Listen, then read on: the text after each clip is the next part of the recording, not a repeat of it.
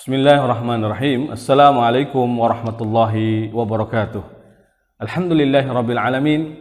Wassallallahu ala nabiyyina Muhammadin wa alihi wa sahbihi ajma'in wa man tabi'ahum bi ihsanin ila yaumiddin. Amma ba'd. Kaum muslimin yang dirahmati Allah Subhanahu wa taala, segala puji hanya milik Allah Subhanahu wa taala. Shalawat dan salam semoga senantiasa tercurahkan atas junjungan Nabi kita yang mulia, Nabi Muhammad Rasulullah sallallahu alaihi wasallam, serta para sahabatnya, keluarganya, dan juga seluruh pengikut beliau sallallahu alaihi wasallam hingga hari kiamat kelak. Kaum muslimin yang dirahmati Allah Subhanahu wa taala, melanjutkan tentang sumber rujukan utama di dalam tarbiyah Islamiyah adalah tentunya yang kedua adalah sunnah Rasul sallallahu alaihi wasallam. Sunnah yang dalam arti thariqah, sunnah yang dalam arti adalah manhaj atau metodologi, sunnah yang dalam arti adalah uslub, yang tentu secara makna ilmi yaitu apa saja yang dinukilkan dari Nabi SAW dalam hadis yang sahih atau dengan sanad yang sahih, baik itu berupa ucapan Nabi SAW, perbuatan Nabi SAW, ataupun apa yang ditinggalkan oleh Nabi, kemudian juga sifat, baik sifat yang sifatnya adalah ciri fisik Nabi ataupun sifatnya adalah akhlak Nabi SAW yang Nabi cintai, yang Nabi benci, ya, termasuk dalam hal ini adalah segala peperangan Nabi SAW dan cuma dalam semua keadaan Nabi SAW dalam kehidupannya. Ini sunnah yang dimaksud, yang menjadi sumber rujukan utama dalam tarbiyah Islamiyah. Di dalam Al-Quran, ya, atau sunnah ini datang untuk merealisasikan dua hal. Yang pertama, untuk menerangkan apa yang datang dalam Al-Quran yang mungkin disebutkan secara global, lalu dijelaskan lebih rinci dalam sunnah ini. Allah Subhanahu wa taala mengatakan, wa anzalna ilaika dzikra litubayyana lin-nasi ma nuzila ilaihim. Sesungguhnya kami turunkan kepada engkau wahai Nabi dzikra. Sesungguhnya kami turunkan kepada engkau wahai Nabi dzikra, yakni Al-Quran, agar engkau menerangkan kepada manusia, litubayyana lin-nas ma nuzila ilaihim, apa yang telah Allah turunkan kepada mereka. Dalam surat An-Nahl ayat 144. Maka di sini bahwa fungsi sunnah, ya, adalah untuk menerangkan, menjelaskan, menjadi penjelas apa yang ada di dalam Al-Quran yang mungkin masih mujmal, yang masih mungkin samar, yang mungkin masih belum bisa dijelaskan praktek realnya. Maka kembali kepada sunnah, karena dalam banyak hal, bahkan hal-hal itu dicontohkan Nabi langsung sallallahu alaihi wasallam kepada sahabatnya, kepada masyarakat yang kala itu hidup di zaman Nabi sallallahu alaihi wasallam. Nabi mencontohkan, Nabi langsung merinci bagaimana, ya, seharusnya dan sebagaimana semestinya. Inilah fungsi sunnah diantaranya, ya. Kemudian bayan tasyri'at, menjelaskan tentang pensyariatan dan adab-adab, ya, sebagaimana tertera dalam firman Allah Subhanahu wa taala, wa yu'allimuhumul kitab wal hikmah, yang dia Allah utus untuk mengajarkan kitab, jadi Al-Quran, dan hikmah, sunnah itu sendiri, untuk mengajarkan sunnah. Ya, ini karena hikmah di sini sebagaimana ditafsirkan oleh Imam Asy-Syafi'i rahimahullah, yang dimaksud dengan hikmah di sini adalah as-sunnah, yaitu sunnah. Ya, hal ini sebagaimana pula sabda Nabi SAW, ala wa inni utitul kitab wa mislahu ma'ah. Ingatlah, sesungguhnya aku diberi, ya, yang semisal dengan Alkitab, ini maksudnya semisal dengan Al-Quran, yang bersamanya, yang menyertainya, yang maksudnya adalah sunnah, ya. Jadi diberikan yang semisal dengan Alkitab, itu sunnah Nabi SAW. Maka dalam bab tarbiyah, fungsi sunnah ini setidaknya kita mendapat faedah ada dua hal, yaitu menerangkan bagaimana manhaj tarbiyah Islami, ya, manhaj tarbiyah Islamiyah yang sempurna yang ada di dalam Al-Quran, diterangkan dengan sunnah Nabi SAW, menjelaskan secara rincinya yang masih disebutkan hanya secara global di dalam Al-Quran. Kemudian yang kedua, akan bisa menjadi sumber hukum dalam istinbat, pengambilan hukum, ya, uslub tarbawi, ya, metode-metode tarbiyah, ya, dari kehidupan Rasulullah SAW bersama para sahabatnya, bersama anak-anaknya, bersama keluarganya, dan apa yang ditanamkan Nabi SAW dari iman pada jiwa-jiwa manusia. Ini kita bisa mengambil hukum ya dari apa yang dilakukan oleh Nabi SAW. Oleh karenanya kalau kita lihat pada sunnah-sunnah Nabi SAW, kita dapati beliau adalah orang yang memiliki syakhsiyah ya yang sangat sempurna, orang yang memiliki karakter yang sangat sempurna, yang menjadi misal, contoh di dalam tarbiyah bagi manusia. Kita dapati beliau adalah seorang murabbi yang agung, murabbi yang besar, murabbi yang telah sukses, pendidik yang sukses mendidik generasi. Lihatlah bagaimana orang-orang yang tadinya di atas kubangan jahiliyah, di atas kebodohan kesyirikan, kebodohan kekufuran, kegelapan, kezaliman dan kezaliman pada waktu itu. Bagaimana tidak, kehidupan jahiliyah sebelum datangnya Islam, banyak kemungkaran demi kemungkaran yang terjadi. Orang-orang yang kuat adalah orang yang menang. Orang-orang yang kuat adalah orang yang berkuasa, seperti hukum rimba. Bahkan mereka ada sebagian lagi yang merasa jijik, merasa malu ketika punya anak perempuan. Lahir di tengah-tengah mereka anak perempuan, maka dikubur hidup-hidup.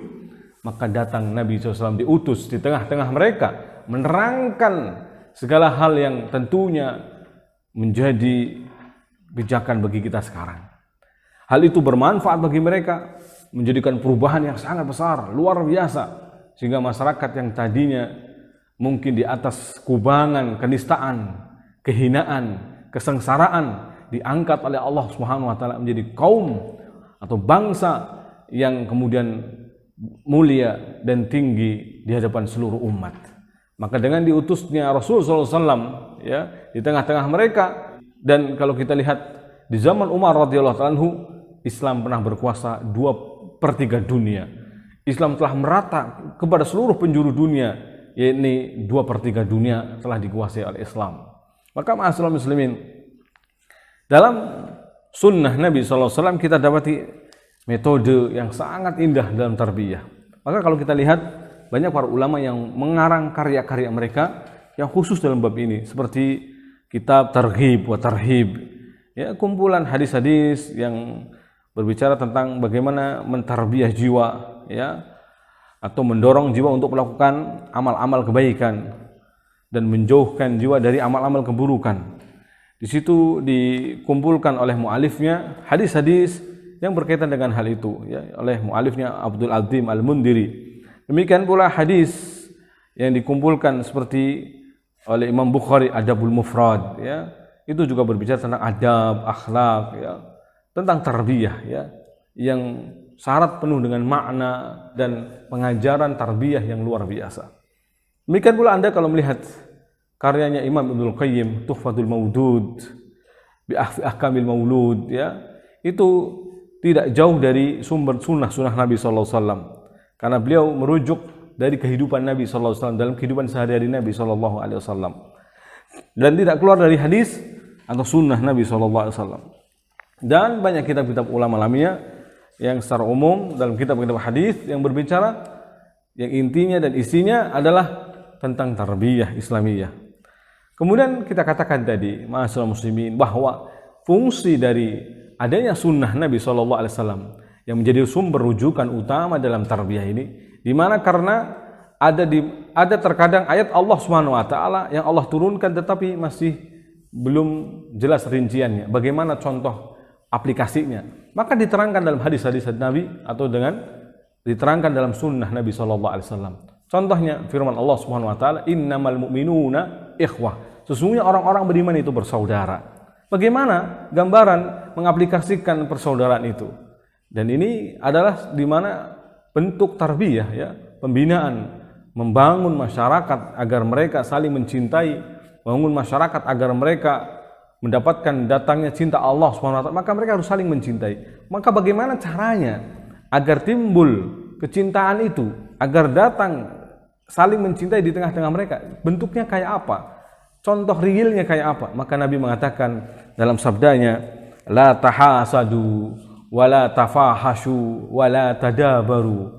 Janganlah kalian saling hasad, janganlah kalian berbuat keji, janganlah kalian saling membenci, wala tadabaru, janganlah kalian saling membelakangi.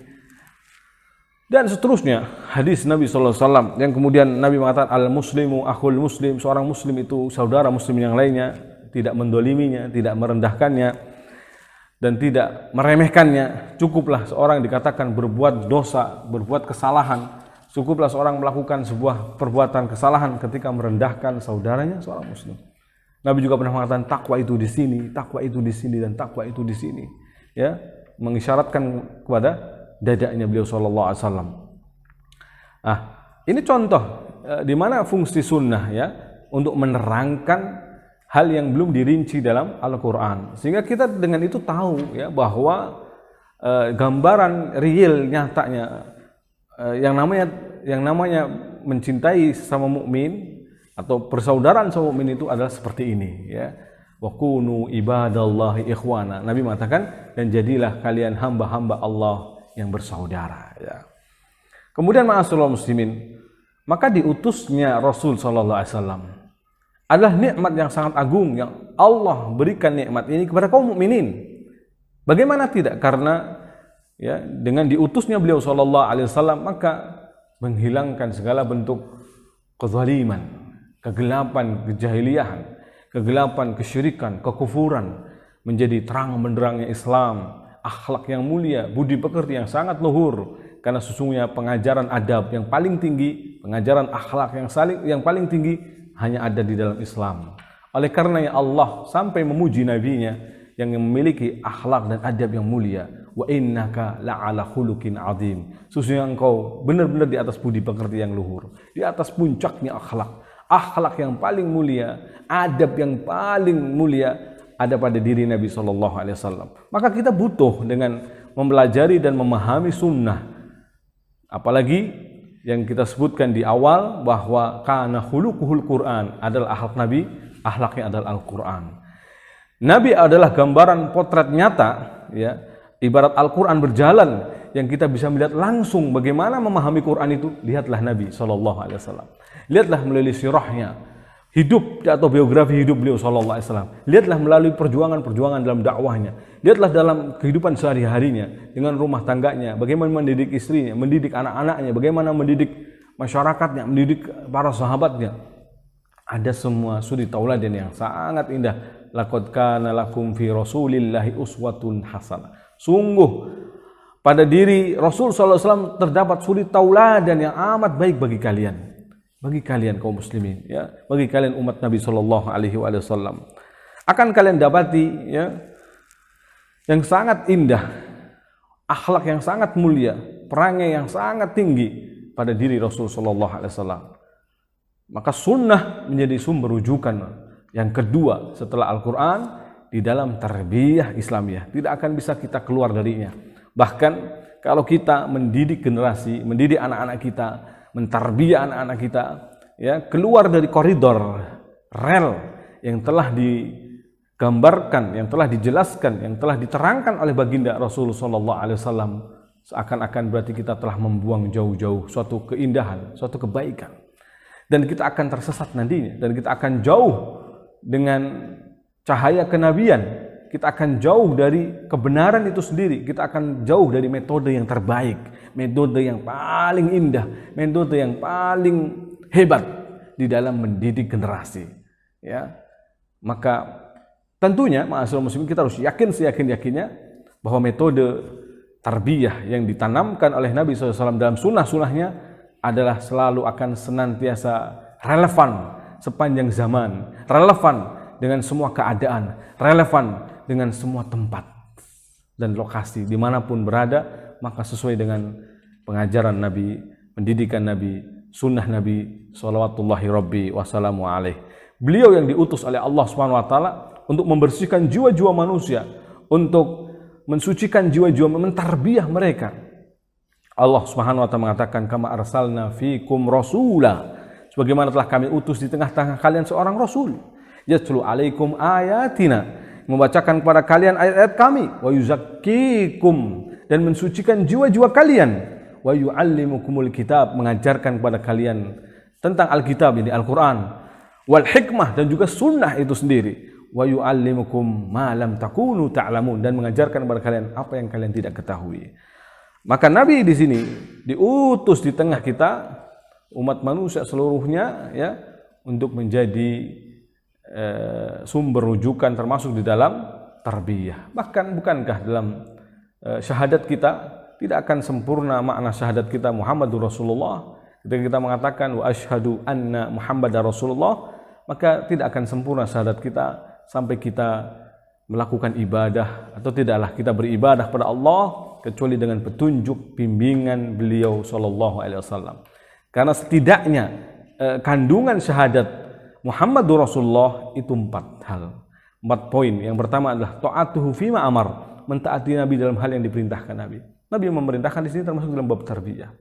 Wajtinabuhu fima naha anhu wan zajar, dan menjauhi apa yang dilarang oleh Nabi. Nabi juga melarang hal-hal yang tidak sesuai dengan etika, adab seorang muslim, adab akhlak seorang muslim. Dalam hal tarbiyah Nabi juga melarang. Di antaranya Nabi pernah melarang bahkan cucunya Hasan ketika hendak memakan kurma sedekah, Nabi mengatakan kih, atau ada yang mengatakan kuh. Ya, ini maksudkan jangan dimasukkan, muntahkan, karena ahlul bait diharamkan makan harta sedekah. Ada larangan dari Nabi SAW. Maka apa yang dilarang dari Nabi tinggalkan. Ya. Kemudian tasdiquhu fima akhbar, membenarkan apa yang datang dari Nabi SAW. Membenarkan segala apa yang datang dari Nabi, termasuk dalam bab tarbiyah. Tarbiyah kadang dengan kisah. Nabi mengkisahkan sahabatnya, kisah-kisah umat-umat terdahulu. Ada kisah tentang Ashabul Ukhdud.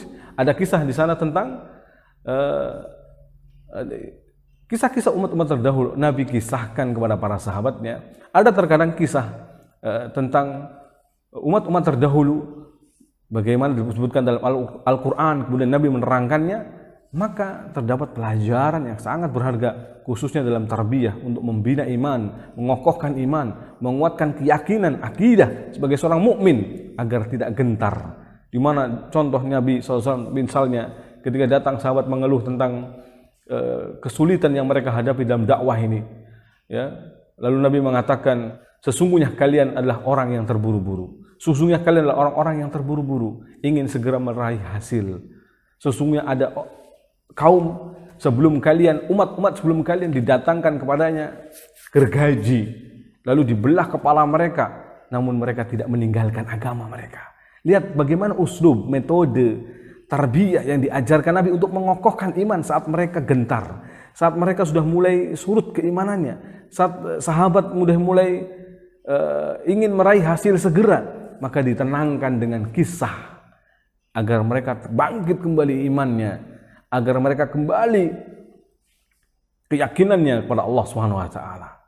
Maka ma'asyiral muslimin, terdapat banyak pelajaran dalam kisah Nabi SAW. Dan yang terakhir dalam makna syahadat ini, wala ya'budullah illa bima syara'. Seseorang tidaklah beribadah kepada Allah kecuali harus dengan apa yang disyariatkan oleh Nabi SAW. Dan tarbiyah ini adalah bab ibadah. Mendidik anak adalah ibadah, mendidik anak istri adalah ibadah, membimbing mereka kepada jalan kebaikan adalah ibadah. Makalah kita tidak boleh beribadah kepada Allah kecuali dengan apa yang disyariatkan oleh Nabi salawatullahi rabbi wassalamu alaihi. Demikian ma'asyiral muslimin, kita sangat butuh, sangat haus dengan hadis-hadis Nabi SAW, sangat butuh dengan petunjuk dan sunnah Nabi SAW, khususnya dalam bab tarbiyah atau pendidikan, khususnya dalam bab parenting. Ya, maka kita akan selalu kembali merujuk kepada sunnah Nabi salawatullahi rabbi wassalamu alaihi. Demikian, al-afu minkum, semoga bisa dipahami. Wa sallallahu ala nabiyyina Muhammad wa alihi wa sahbihi ajma'in. Subhanakallahumma bihamdika asyhadu an la ilaha illa anta astaghfiruka wa atubu ilaik. Wassalamu alaikum warahmatullahi wabarakatuh.